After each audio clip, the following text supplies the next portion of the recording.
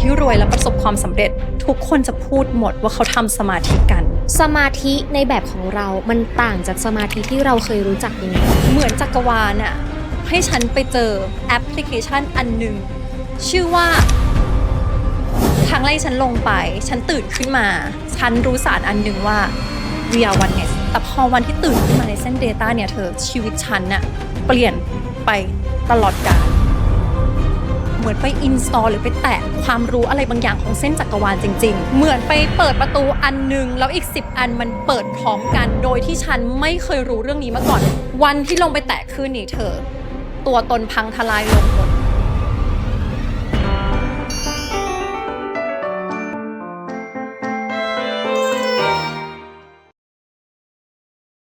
ต้อนรับทุกคนเข้าสู่ Bobby Percy Podcast นะคะ Podcast ที่จะมาพูดคุยกันถึงเรื่องราวของพลังงานพลังจักรวาลแล้วก็เรื่องราวของจิตวิญญาณค่ะใน EP นี้นะคะเราสองคนนะคะจะมาชวนทุกคนคุยถึงเรื่องหนึ่งที่เราเนี่ยพูดกันไปในหลายคลิปที่ผ่านมาแล้วก็เป็นสิ่งที่พวกเราทำกันแล้วก็ได้ผลมากๆนั่นก็คือเรื่องของการทำสมาธิค่ะการทำสมาธิที่พวกเราทำกันมาหวานอยากให้เล่านิดนึงว่าเพราะอะไรมันถึงมีความสำคัญเพราะว่าสมาธิอันเนี้ยเป็นจุดเริ่มต้นของเส้นทางเนี้ยของฉันแล้วอย่างที่บอกในเรื่องการตื่นรู้ในเรื่องของจิตวิญญาณเป็นจิตใครจิตมันเราจะพูดกันตลอดดังนั้นน่ะทุกคนอาจจะมีวิธีใช่ไหมของการตื่นรู้หรือของเจอนี่เนี้ยไม่เหมือนกันแต่อันเนี้ยเป็นเรื่องที่ฉันขออนุญาตในคลิปนี้ที่จะมาพูดเรื่องนี้ซึ่งอาจจะดูเป็นเรื่องส่วนตัวแต่ว่าอยากจะมาแชร์กันเพราะว่าเส้นทางของ Bobby Percy ท่านนับตั้งแต่วันที่ฉันรู้เรื่องเนี้ยเกือบจะครบ2ปีแล้วก็คลิปเนี้ยเป็นคลิปคิดว่าวันที่ออนแอร์น่าจะครบ3เดือนของ Bobby Percy พอดีก็เลยจะมีความพิเศษนิดนึงแล้วกันว่าอยากจะมาแชร์ให้ทุกคนฟังว่าเวลาที่เรา2คนพูดว่าเราทำสมาธิกันทำแบบไหนเผื่อว่าใครย้อนไปดูคลิปก่อนหน้านี้แล้วสงสัย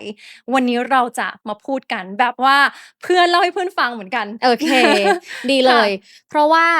เราอะพูดกันบ่อยในเรื่องของการทำสมาธิไม่ว่าจะเรื่องอะไรก็แล้วแต่เราจะมีเรื่องของการทำสมาธิเข้ามาเกี่ยวข้องเสมอเพราะฉะนั้นวันนี้ก็เลยอยากจะมาคุยกันว่าโอเคการทำสมาธิในแบบที่เราทำกันมันคืออะไรอยากให้เริ่มอย่างนี้ก่อนว่าคำว่าสมาธิจริงๆแล้วคืออะไรสมาธิหรือว่า meditation เนี่ยปกติอะเราจะเข้าใจว่าเราจะต้องออกไปทำนอกบ้านหรือว่าถ้าเราทำเองอะอาจจะต้องมีวิธีการที่ค่อนข้างจะ strict หรือค่อนข้างจะมีรูปแบบที่เราจะต้องทำแบบนั้นเป๊ะๆหมายถึงว่าก็เป็นความเชื่อแล้วก็เป็นการสอนผ่านมารุ่นต่อรุ่นดังนั้นน่ะคำว่าสมาธิอะเราเลยจะเข้าใจค่อนข้างแบบอยู่ในวงแคบๆนิดนึงถ้าถามเราอะทุกคนนะเธอฉันไปอ่านหนังสือมาฉันไปดูมา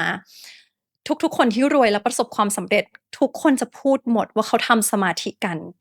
ดังนั้นนะการทำสมาธิของเขาอะเขาจะทำแบบหลากหลายรูปแบบมากมันจะไม่มีอะไรที่มันตายตัวอย่างที่บอกอะจิตเราเกิดมายังไม่เหมือนกันเลยเธออาหารที่เราชอบกินยังไม่เหมือนกันเลยดังนั้นการทำสมาธิอะมันมีหลายรูปแบบมากๆเลยถ้าเอาทำง่ายๆเลยนะถ้าเธอแค่นั่งอยู่เฉยๆแล้วที่บางคนเขาบอกงี้นะเขาเอาแค่จุดไฟเทียนนะเธอแล้วก็จ้องที่เทียนก็คือการทำสมาธิแล้วหรือบางคนที่บอกว่าฉันขอไปเดินแล้วกันไปวิ่งไปจ็อกกิ้งก่อนแล้วก็เปิดไม่รู้อะไรฟังแล้วการที่เขาอยู่กับตัวเองณตอนนั้นน่ะอันนี้ก็คือสมาธิเหมือนว่าเธอเอาทุกอย่างไม่ว่าอะไรจะเกิดขึ้นในโลกใบนี้ในตอนนี้ไม่ว่าจะเป็นความคิดของเธอปัญหาของเธอเรื่องที่เธอกำลังเจออยู่แล้วก็ไม่ต้องคิดถึงอดีตกับอนาคตแล้วกลับมาอยู่กับปัจจุบันการอ่านหนังสือก็สมาธิอะไรก็ตามแต่ที่ฉันรู้สึกว่าฉันน่ะโฟกัสเหมือนว่ามีจุดหนึ่งที่เป็นจุดสนใจของฉันเด็กๆอะเธอเห็นไหมเล่นเลโก้ก็สมาธิฝึกสมาธิใช่เพราะว่าของเล่นของเด็กมันก็จะมีหลายอย่างที่แบบว่าช่วยเรื่องของการจดจ่อก็คือพัฒนาสมาธิความจำพัฒนาสมองมันคือเรื่องเดียวกันถูกไหมใช่แต่ว่าสมาธิที่เราอะเคยได้ยินมาตั้งแต่เด็กๆโอเคในพาร์ทของศาสนาก็แล้วกันเราก็จะรู้สึกว่ามันจะมีวิธีการที่ค่อนข้างฟิกซ์อย่างเช่นต้องนั่งขัดสมาธิโดนฝึกมาตั้งแต่สมัยเด็กๆเลยคุณพ่อก็นั่งขัดสมาธินะมือซ้อนมือขวาทับมือซ้ายทับขวาอะไรเนี่ยประมาณนี้แล้วไม่ค่อยได้นานแต่ว่าต้องหลังตรงต้องนู่นนี่นั่นคือเรารู้สึกว่ามันมีแพทเทิร์นแล้วคือมันทำให้เราค่อนข้างฝังใจตั้งแต่เด็กๆว่ายากคนส่วนใหญ่ชอบคิดว่าการทำสมาธิมันยากแล้วก็เวลาได้ยินว่า ให้ไปทำสมาธิสิจะรู้สึกว่าขยาดแล้วก็รู้สึกว่าฉันทำไม่ได้หรอกฉันว่าหลายๆคนที่ฟังอยู่อาจจะเป็นพอบอกว่าเฮ้ยเธอเราไปทำสมาธิกันเถอะคำเนี้ยมันเป็นเหมือนคำค่อนข้างจะมีความเนกาทีฟอะมันดูเป็นการฝืนหนึ่งนะแล้วมันดูฟังแล้วฉันไม่ได้อยากทำเธอรู้สึกไหมบอกว่าเอ้ยไปทำสมาธิกันเถอะมันจะรู้สึกว่าไม่ฉันไม่ว่างหรือว่าเฮ้ยแกไม่ได้หรอกเพราะว่าฉันยังไม่ได้กินอาหารคลีนมาเลยเมื่อคืนนี้ฉันเพิ่งไปดริงก์มาเลยค่ะวันเกิดเพื่อนเนี่ยวันนี้ไม่ได้หรอกมั้งแกหรือว่าโอ้ไม่ไหวช่วงนี้เจ็บขาอยู่ข้อเข่าไม่ค่อยดี ปวดหลัง เส้นตึงอยู่นะช่วงนี้มันจะเหมือนมีข้ออ้างแต่จริงๆอะเรารู้ได้เลยว่าข้ออ้างพวกนั้นน่ะเธอรู้ใช่ไหมว่าคนส่วนใหญ่จะอ้างเพราะไม่อยากทำถ้าเรารักแล้วเราอยากทำอะไรจริงๆอะมันจะมีเวลาค่ะคุณจะไม่มีเวลาเลยเหรอใน24ชั่วโมงเนี่ยเมาส์กันเองเลยค่ะพวกเราอะเล่นมือถือกันวันละกี่ชั่วโมงมันจะไม่มีเลยเหรอสัก15นาทีใช่ไม่แล้วบางคนเขาจะรู้สึกว่ามันยากแล้วมันเป็นเรื่องไกลตัวไงใช้ชีวิตทุกวันเนี้ยประจำวันเนี่ยสมาธิยังสั้นอยู่เลยจะให้ฉันไปนั่งสมาธิยาวๆไหวได้ยังไงคือแค่แป๊บเดียวก็คือง่วงนอนแล้วจะไหวได้ยังไงอันเนี้ยเดี๋ยวต้องไปคุยกันต่อใน Truth Expose เดี๋ยวเรื่องเนี้ยต้องมาคุยกันว่าจริงๆอะโลกมายาเขาอะสร้างทุกอย่างเหมือนประมาณว่าเราต้องการเขาตลอดเวลาดังนั้นอะสารที่มันทำให้เราตื่นเต้นสารแห่งความสุขต่างๆที่พวกมันเป็น short term หรือในระยะสั้นน่ะช่วงเนี้ยมันมีออกมาเยอะมากเธอไม่เห็นขนาดมือถือเนี่ยหนึ่งในนั้นแล้วนะทุกอย่างตอนเนี้ยเขาทำให้เราอะไม่ได้มีเวลากลับมาอยู่กับตัวเองแล้วเธอเห็นไหมว่าพอเราอะไม่เคยกลับมาอยู่กับตัวเองมันทำให้จิตใจของเราอะฟุ้งซ่านสมองอะไรของเราอะออกไปแล้วพวกเราเป็นพลังงานบอกแล้วไงออกไปทุกวันจากบ้านหรืออย่างที่วันนั้นมี EP นึงที่เราคุยกันคือถ้าเธอดูหนังเธอดูข่าวอะพลังงานเธอยังตกแล้วเลยอะกลับมาที่เรื่องสมาธิของเราแล้วสมาธิในแบบของเรามันต่างจากสมาธิที่เราเคยรู้จักยังไงอันเนี้ยตอนที่ฉันทำอะฉันแค่เหมือนจักรวาลอะให้ฉันไปเจอแอปพลิเคชันอันหนึ่งชื่อว่า Mindvalley คือเด้งขึ้นมาในฟีดของเฟซบุ๊กฉันเป็นเหมือนแบบว่าเนี่ยมาพัฒนาจิตใจกันแล้วเขาพูดถึงคลื่นสมองฉันก็เลยไปสมัครสมาชิกรายเดือนของเขาแต่ว่าแน่นอนมันเป็นภาษาอังกฤษใครรู้ภาษาอังกฤษแนะนำนะคะแอปนี้ Mindvalley ฉันเข้าไปอะแล้วฉันก็ลองดูเขาเริ่มมาจากการที่ว่าเปลี่ยนคลื่นสมองเป็นของอัลฟาก่อนแล้วก็เป็นของเบต้าแต่ที่มาจริงๆอะของวิเชนหรือเจ้าของคนเนี้ยเขาอะก็ดัดแปลงมาจากบุคคลท่านหนึ่งชื่อว่าโฮเซซิลวาอันนี้เคยได้ยินคุณโฮเซซิลวาเนี่ยเป็นนักพัฒนาจิตแล้วก็เป็นคนที่ก่อตั้งแนวคิดซิลวาเมธอดซึ่งก็คือการทำสมาธิที่เพื่อให้เราเข้าถึงคลื่นสมองระดับอัลฟาหรือว่าอัลฟาเบรนเวฟการเข้าถึงสมองระดับเนี้ยคุณโฮเซซิลวาบอกว่ามันจะช่วยพัฒนาจิตใจการทำสมาธิหรือว่าความจำได้อีกความจริงแล้วประวัติของแกน่าสนใจมากเลยนะคุณโฮเซซิลวาคนเนี้ยเขานะตั้งแต่เด็กๆคือเป็นคนที่ยากจนเติบโตมาในบ้านที่ไม่ได้มีฐานะนะเขาเคยทำงานเป็นช่างซ่อมวิทยุเขาเลยอยู่กับคลื่นและความถี่และมันไม่ใช่เรื่องบังเอิญแน่นอนที่เขาเลือกมาเห็นไหมถ้าเธอลองดูอ่ะบทบาทที่เราลงมาเล่นส่วนใหญ่คาแรคเตอร์ที่ประสบความสำเร็จหรือเขาสร้างสรรค์อะไรที่มันเป็นตำนานหรือเป็นอมตะเธอไปดูภูมิหลังประวัติเขาจะเริ่มจากการที่ชีวิตอะลำบากหรือมันเกิดอะไรขึ้นมาในชีวิตเขาก่อนแล้วอยู่อะไรก็ไม่รู้จับพัดจับผูอะก็ไปอยู่ในเส้นทางที่อย่างของคุณโซเซได้ว่าไปอยู่ในเส้นทางของคลื่นแกเป็นช่างซ่อมวิทยุทำให้แกต้องอยู่กับคลื่นและความถี่เขาก็เลยเกิดความสนใจในเรื่องของคลื่นและความถี่แล้วก็เลยคิดว่าเอ๊ะเราจะเอาสิ่งเนี้ยมาเล่นกับจิตใจมนุษย์ได้ไหมแกก็เลยมาพัฒนาเรื่องของคลื่นสมองและจิตใจโดยแกเริ่มจากการที่ฝึกกับลูกก่อนลูกๆของแกเนี่ยจะไม่ได้เป็นเด็กที่เรียนเก่งแกก็เลยพยายามจะฝึกให้ลูกแกมีคลื่นสมองที่เรียกว่าเป็นคลื่นอัลฟานั่นก็คือคลื่นอัลฟาก็คือคลื่นที่เรารู้สึกผ่อนคลายแต่ยังรู้ตัวภาษาอังกฤษเขาเรียกว่า relax but aware ยังรู้ตัวเนี่ยเจ้าคลื่นเนี้ยมีความสำคัญมากเลยใช่ไหมใช่เพราะว่าคลื่นเนี้ยเป็นคลื่นแรกอย่างที่บอกพอคุณคลิกเข้าไปในแอปเนี้ยเป็นคลื่นแรกที่เขาจะแนะนำให้เราทำฉันก็ทำของเขาคลื่นอัลฟาเนี่ยตอนแรกที่ฉันลงไปอ่ะฉันอยากจะแค่รู้อย่างที่บอกไงช่วงนั้นยังอยากเล่นกับระบบฉันยังใช้ชีวิตปกติอยู่อันนี้ต้องขอพูดก่อนฉันยังเป็นคนที่ยังกินทุกอย่างอยากกินยังมีการดื่มยังมีการออกไปใช้ชีวิตเป็นปกติแล้วฉันก็ไม่เคยเชื่อเลยในเรื่องนี้ว่ามันจะมาเกิดขึ้นกับฉันหรอในการตื่นรู้โดยการที่ฉันน่ะลงไปแค่คลื่นนี้เองนะฉันฟังคลื่นเนี้ยเพราะตอนนั้นกำลังคิดว่าอยากจะเริ่มทำธุรกิจ เหมือนย้ายมาที่นี่แล้วฉันจะทำธุรกิจอะไรดีๆแล้วเขาบอกว่ามันเป็นคลื่นของ creativity มันเป็นคลื่นของไอเดียใหม่ๆจะมาอยู่ในคลื่นนั้นเป็นคลื่นความคิดสร้างสรรค์ฉันก็ลองครั้งแรกฉันลงไปฉันตื่นขึ้นมาฉันรู้สารอันหนึ่งว่า we are oneness คำนี้ขึ้นมาเลยแล้วมันแปลกมากคือฉันไม่เคยเชื่ออะไรแบบนี้เธอเข้าใจไหมพวกเราอยู่ในยุคที่มีเทคโนโลยีคือ AI มันจะต้องเป็นวิทยาศาสตร์ทำไมการที่ฉันลงไปแตะคลื่นอัลฟาแล้วฉันถึงขึ้นมาแล้วช่วงนั้นมันจะรู้สึกแบบเซนซิทีฟมากขึ้นคือจะรู้สึกถึงพลังงานของทุกๆอย่างแล้วมันรักทุกอย่างอยู่ๆก็จะรู้สึกรักธรรมชาติมากขึ้นรักสัตว์มากขึ้นในคลื่นนั้นนะแล้วฉันก็ทำไปเรื่อยๆจนวันหนึ่งลองคลื่นเดต้าอย่างที่บอกก็คือว่าอัลฟามีความ relaxation ลงมาแต่ Data เนี่ยคือกึ่งหลับกึ่งจะหลับแล้วแต่ยังไม่หลับแบบสโลว์มาก brain wave คือช้ามากๆถ้าเธอไปดูในรูปนะรูปจะแบบช้าๆเลยก็คือต่ำกว่า8 Hz ประมาณนั้นใช่ค่ะมันจะอยู่ประมาณ 3-7 อะไรอย่างเงี้ยลงไป Data เธอเชื่อไหมฉันหลับตลอดฉันน่ะใส่หูฟังในแอปเนี้ยของ My Ballet ฉันหลับตลอดใน Data ประมาณครั้งที่4ฉันถ้าจำไม่ผิดฉันว่าครั้งที่4หรือครั้งที่5นี่แหละที่ฉันตื่นในคลื่นนี้คือก่อนหน้าเนี้ยไม่ว่าจะนั่งท่าทางที่แบบว่าโอ้ก็จะว่าทำกลางคืนแล้วมันหลับงั้นฉันเปลี่ยนมาเป็นกลางวันก็ยังหลับอยู่งั้นฉันนั่งเลยแล้วกันแล้วเอาขาวางในท่าที่มันไม่ได้สบายเพื่อฉันไม่ได้หลับก็ยังหลับอยู่แต่พอวันที่ตื่นขึ้นมาในเส้น Data เนี่ยเธอชีวิตฉันน่ะเปลี่ยนไป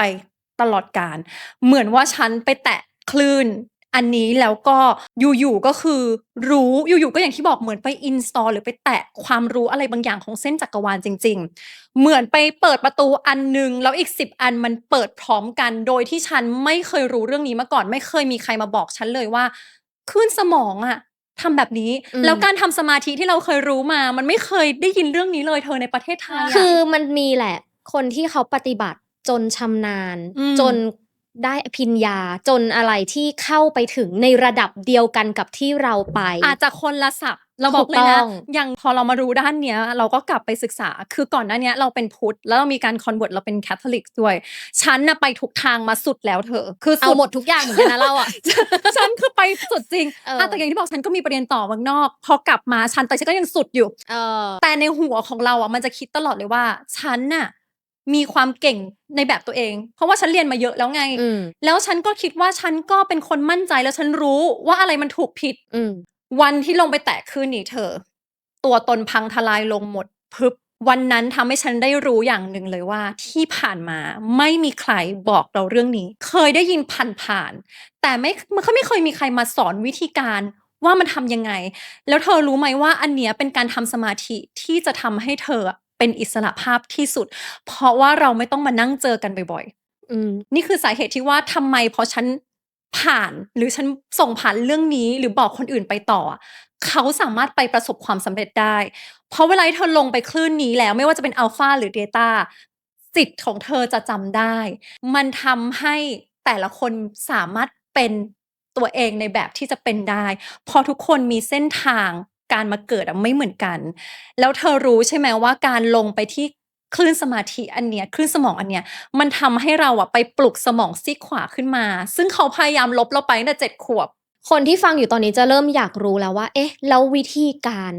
มันยากไหมมันทำยังไงไม่เคยทำสมาธิมาก่อนเลยในชีวิตนี้หรือทำมาแค่พื้นผิวนั่งขัดสมาธิขวาทับซ้ายพองหนอยุบหนอรู้มาแค่เนี้ยทำได้ไหมชีวิตนี้เปลี่ยนคลื่นสมองแบบเนี้ยทำได้อยู่แล้วสิ่งที่เกิดขึ้นกับฉันมันไม่มีเรื่องบังเอิญพอเรามาสายเนี้ยเราจะรู้แต่ตอนนั้นฉันไม่เชื่อไงฉันก็ยังคิดอยู่ว่าทำไมเรื่องนี้ถึงมาเกิดกับฉันจะลงไปแค่อัลฟากับเดต้าเพราะฉันอยากจะได้ไอเดียใหม่ๆทำไมฉันถึงไปรู้เรื่องจิตวิญญาณ spirituality ซึ่งฉันไม่มีความรู้มาก่อนแล้วฉันออกไปตะโกนออกไปตะโกนแบบว่าหาจักรวาลบอกว่าส่งมาผิดหรือเปล่าแล้วสำหรับฉันมันคือ curseเหมือนว่าฉันโดนลงโทษเลยแล้วทำไมเรื่องนี้ต้องเกิดกับฉันความเชื่อที่แบบอย่างที่บอกที่เธอบอกต้องมีแบบแผนพังทลายหมดเลยมันเลยทำให้รู้ว่าจริงๆแล้วเธอสามารถทำสมาธิได้ทุกที่ทุกเวลาแล้วไม่จำเป็นต้องมีทักษะมาก่อนเธอแค่ต้องการคลื่นเสียงเธอแค่ต้องการคนไกด์ให้เธอแล้วเธอจะทำได้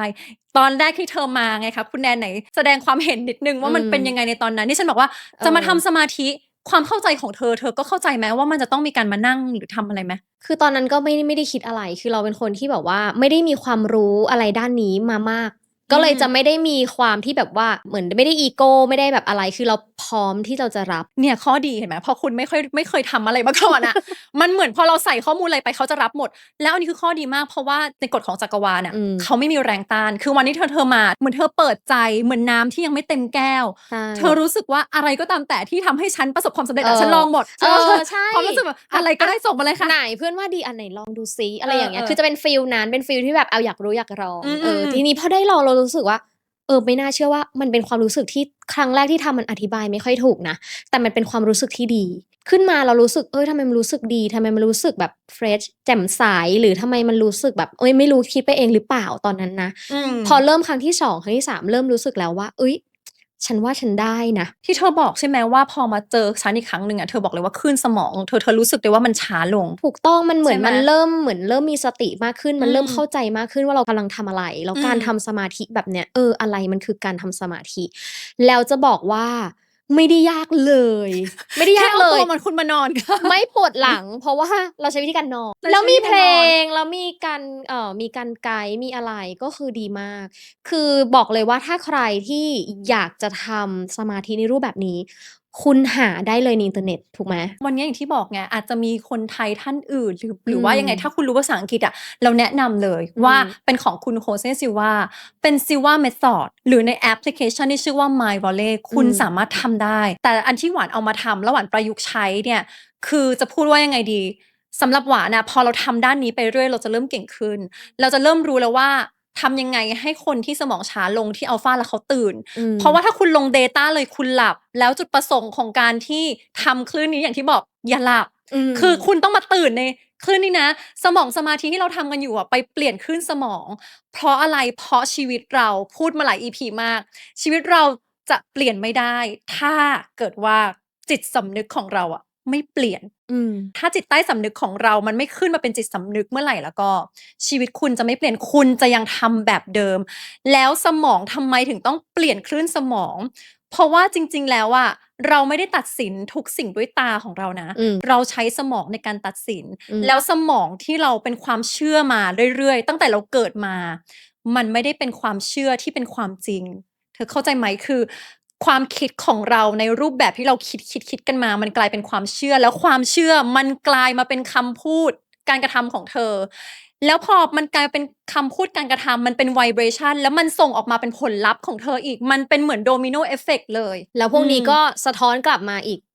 เป็นเรื่องของ law of attraction ส่งกลับมา ส่งกลับมา หต่ อีก พอเรากระทำออกไปมากๆ ส่งพลังออกไปในจักรวาลมากๆ มันก็สะท้อนกลับมาหาเราอีก แล้วถ้าฉันพูดจากใจจริงว่าทำไมคลื่นนี้การทำสมาธิแบบเนี้ยไม่ได้แพร่หลาย เพราะว่ามันไม่สามารถจะขายคอร์สได้ในระยะยาว เพราะถ้าฉันบอกวิธีเธอการขับรถของเธอไปเหมือนเธอมาเรียนขับรถกับฉันน่ะแน่นอนว่าเธอสามารถไปพัฒนา เธอไปขับที่ไหนก็ได้แล้วแล้วพอเธอยิ่งขับเก่งขึ้นชีวิตเธออย่างที่บอกอะจิตของเราจะมี higher self จะมี universe จะมีไกด์ของเราประจำตัวอยู่แล้ว จิตของเธอก็จะมีไกด์เฉพาะตนของใครของมัน ดังนั้นเรื่องนี้ไม่เกี่ยวกับฉันแล้ว ฉันเป็นหน้าที่ของฉันคือมาไกด์มาเป็นตัวกลาง เพื่อทำให้เธอสามารถเปลี่ยนคลื่นสมองแล้วแตะคลื่นจักรวาลได้ ดังนั้นเราจะไม่สามารถมาทำผ่านออนไลน์ได้ แล้วเรื่องนี้มีคนทักมาถามเราหลายๆคนหรือบางคนบอกว่าอยากจะขอเปิดออนไลน์ได้ไหมคะหรือเสียงไม่ใช่ว่าเราไม่อยากทำแต่เป็นเพราะว่าหวานอยากให้ทุกคนประสบความสำเร็จแล้วหวานคาดหวังผลลัพธ์แล้วการมาเจอกันมันคือการแบบเราแลกเปลี่ยน energy field กันแล้วจิตของใครของมันต้องมาทำเอง เรื่องนี้เราจะไม่เอามาเป็นเรื่องที่งมงายแล้วไม่เอามาขายว่าอุ๊ยมีคนสนใจทักมางั้นฉันเปิดเลยแล้วกันทำได้โดยการที่ไปเซิร์ชอย่างที่แนนบอกไปเซิร์ช Google ไปอ่านหนังสืออะไรอย่างเงี้ยได้ค่ะอีกท่านหนึ่งที่ดังมากๆเรื่องของการทำสมาธิคือดรโจดิสเพนซาใช่ไหมอันนี้ก็คือเป็นอีกท่านหนึ่งที่แบบว่าโอ้โหมีชื่อเสียงในเรื่องของการทำสมาธิแบบนี้นะใช่ลองไปหาดูได้แล้วมันเป็นหลักวิทยาศาสตร์นะโจดิสเพนซาคุณเป็นคุณหมอแล้วอย่างที่บอกอะว่าตอนนี้มันไม่มีอะไรที่มันเป็นวูอีกแล้วเธอมันไม่ใช่ว่าเรื่องนี้เรามาพูดกันแล้วก็กลายเป็นว่า ฉันจะต้องเล่นมนต์ เออ ใช่ป่ะมีเครื่องรางของขลังในการทำสมาธิหรือเปล่า เวลาฉันนำอ่ะฉันก็จะไม่ใส่อุปกรณ์ใดๆเพราะฉันจะบอกว่าถ้าคุณมีจิตกับสมองอ่ะมันทำได้จริงๆแล้วอย่างที่บอกพอลงไปที่ data ปุ๊บนะคุณสะกดจิตตัวเองได้คุณสามารถไปสร้างในจุดที่เป็น zero point จุดที่ศูนย์จุดที่ infinite จุดที่เขาบอกว่ามันเป็นจุดที่มืดมิดแต่ความมืดมิดมันคือไม่มีที่สิ้นสุดแล้วคลื่นนั้นน่ะไม่ว่าจะเป็น wisdom นะความรู้ความสามารถหรือว่าจิตเก่าของเธอความสามารถของเธออะไรก็ตามแต่เธอจะสามารถเข้าถึงได้เลยในคลื่นนั้นแล้วมันฟรีไงเธอแล้วคลื่นเนี้ยที่เคยพูดกันไปมันคือคลื่นของความเท่าเทียมเพราะทุกคนที่ลงไปแตะคลื่นนี้จะกลับขึ้นมาพูดเรื่องเดียวกันคือเรื่องจักรวาลและความเป็นหนึ่งเดียวกันเส้นทางการตื่นรู้ของฉันน่ะสำหรับฉันต้องขอบคุณคุณโฮเซซิลวามากๆคือแต่ละคนอาจจะมีทริกเกอร์หรืออาจจะมีตัวเปิดไม่เหมือนกันแต่สำหรับฉันที่ฉันเชื่อเรื่องวิทยาศาสตร์แล้วฉันไม่เคยเชื่อความแบบเรื่องนี้มาก่อนในเรื่องพลังงานหรือว่าการติดต่อกับโซของคนอื่นๆ จิตวิญญาณ ที่ไม่ใช่การ อะไร แบ ใด บที่ไม่ใช่การเข้าสิงคือจะบอกว่าที่ไม่ใช่การเล่นของหรือการไปเป็นแบบร่างทรงอะไรอย่างเงี้ยมันเปลี่ยนความคิดของฉันไปหมดเลยแล้วอย่างจะบอกว่า spiritual leader ทุกท่านทุกพระองค์ที่เคยพูดไปก่อนหน้านี้ทุกท่านนะพูดเลยว่าเราทำสมาธิเพื่อให้เกิดสติปัญญาเธอเห็นไหมว่าเธอขึ้นมาแล้วทุกคนเวลามาทำกับเราทุกคนจะตื่นมาด้วยสีหน้าแจ่มใสแล้วสมองมันรู้สึกปราดเปรื่องขึ้นบางคนมีใส่นาฬิกาที่สามารถวัดระดับการเต้นของหัวใจก็คือโชว์ผลลัพธ์กันตรงนั้นว่าก็คือเต้นแบบช้ามากๆเกือบจะหลับแล้วจริงๆมากแบบว่านาฬิกาต้องเตือนว่าหัวใจเต้นช้าเกินไปอะใช่แบบนั้นเลยใช่หรืออย่างบางคนอย่างที่บอกบางคนขึ้นมาก็อาจจะมีการแบบร้องไห้เพราะมัน healing คือเส้นเนี้ยพอ heart กับ brain coherence มันคือเส้นของ heart กับ brain ที่มาปึ๊บอะไรกันพอดีอธิบายคำนี้หน่อย heart กับ brain coherence คำนี้คือมันเป็นเหมือนเส้นที่เราเอาหัวใจของเรากลับมาอยู่จุดกึ่งกลางมันไม่ใช่ว่าหัวใจข้างซ้ายออกย้ายมาอยู่ตรงกลางย้ายหัวใจมาไม่คือกลับไปที่จุดที่ศูนย์จุดที่เริ่มต้นแล้วเธอรู้ใช่ไหมว่าทุกอย่างเวลาที่มันส่งเป็นคลื่นที่เหมือนแบบปึ้งกลับมาเป็นเส้นปัจจุบันอันนี้คือเส้นปัจจุบันที่สุดพลังงานเวลาส่งออกไปเธอภาพนั้นอย่างที่บอกจิตของแต่ละคนเดินทางมาไม่เหมือนกันมีการเดินทางมีเรื่องราวที่ไม่เหมือนกันฉันจะไม่รู้นะว่าก่อน7 ขวบเธอผ่านอะไรมาในชีวิตบ้างอันนี้ขอฝากไว้นิดนึงถ้าใครก็ตามแต่ที่บอกว่าเขาสามารถเปลี่ยนชีวิตคุณได้แล้วรู้ชีวิตคุณมั่นใจได้ยังไงในเมื่อคุณยังจำไม่ได้เลยว่า7 ขวบฉันผ่านเรื่องราวอะไรมาบ้างจริงถ้าคนนั้นเขาบอกเธอได้เธอวิ่งหนีเหมือนกันอันนี้เป็นทริคนึงวิ่งหนีเขาไปซะพอกลับมาปุ๊บอย่างที่บอกคือเส้นเนี้ยพอเธอลงไปอย่างที่บอกบางคนเขามี inner child เขามีเรื่องบางอย่างที่มันเขาคิดว่าเขาผ่านมันไปแล้วมันซุกไว้ใต้พรมของเขานะหรือฉันว่าเรื่องนี้มันผิวฉันไม่น่าจะมีทริกเกอร์หรือว่าตัวที่มาทำให้ฉันแบบเสียใจบางคนคิดว่าชีวิตฉันเพอร์เฟกต์แล้วดีแล้วนี่นะแต่พอมาทำสมาธิอันเนี้ยเธอไปปลุกความจำบางอย่างหรือมันจะมีเรื่องราวในอดีตที่ยังไม่เคยสะสางกันมันจะมีอิโมชันมีอารมณ์ตีกลับขึ้นมาแล้วจิตของเขามันจะรู้ทันทีว่าเรื่องนั้นน่ะสอนเราเพื่อความรักคือคลื่นเนี้ยเป็นคลื่นที่เป็นความรักฉันบอกเลยนะดังนั้นทุกคนที่ไปแตะคลื่นจักรวาลคุณจะรู้ได้เลยว่าเรากับจักรวาลเป็นหนึ่งเดียวกันแล้วจักรวาลรักเราแค่ไหนแล้วเรื่องราวในชีวิตที่ผ่านมาไม่ว่าจะเป็นปัญหาจะเป็นสิ่งที่ทำให้คุณเสียใจหรือพูดง่ายๆว่าอาจจะเจอ toxic people เกิดมาในครอบครัวที่ไม่ได้พร้อมเจอแต่คนรักที่ไม่ดีการงานไม่ได้ถ้าคุณไปแตะคลื่นนี้ปุ๊บคุณจะเข้าใจว่าจริงๆแล้วที่คุณผ่านมาทั้งหมดมันทำให้คุณมาเรียนรู้แล้วเปลี่ยนอดีตในการเจ็บปวดอันนั้น